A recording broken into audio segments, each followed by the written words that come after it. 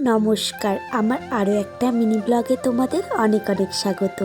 আশা রাখছি তোমরা সবাই খুব ভালো আছো, সুস্থ আছো। তো সকালে ঘুম থেকে উঠে কাজকর্ম করে মুখটা ধুয়ে বুন্দিয়া মুড়ি খেয়ে নিলাম। আর এইদিকে আমি ভাত বসিয়ে দিয়েছি। এইদিকে হবে বেগুন ভাজা, আলু ভাজা, তার সাথে ফুলকপি আলু দিয়ে মাছের তরকারি। আজকে শাশুড়ি মায়ের এই উনুনটা আমি আমিষ কাজের জন্য ব্যবহার করব।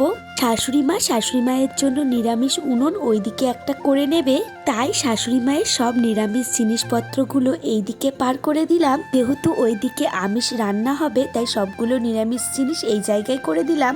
আর এই জায়গায় হবে উনুনটা। আর রান্না করে এখানে আমি খেতেও বসে পড়েছি। কয়েকদিন ধরে এখানে আরেকটা নিরামিষ উনুন বানানোর কথা ভাবা হচ্ছিল, তাই আজ শাশুড়ি মা এইদিকে একটা নিরামিষ উনুন বানিয়ে নিল। সেই উনুনটাতে এখন আমি একটু পুজো করে নেব। প্রথমে আলপনা দিয়ে একটু সিঁদুরে ফোঁটা দিয়ে ধান দুব্য দিয়ে পুজো করে নেব। যেহেতু শাশুড়ি মায়ের প্রত্যেক দিনই রান্না করতে হয়, তাই শাশুড়ি মা আজকের মধ্যে উনুনটা জ্বালিয়ে উনুনটা শুকিয়ে নেবেন। তাই আজকে উনুনটা বানিয়ে পুজো দিয়ে আজকে উনুনটা খড় জ্বালিয়ে শোকানো হবে। আর সত্যি কথা বলতে উনুনটা অনেকটাই শুকিয়ে গিয়েছে। আমি এই দিকে এখন বাসন কটা মেজে নেব।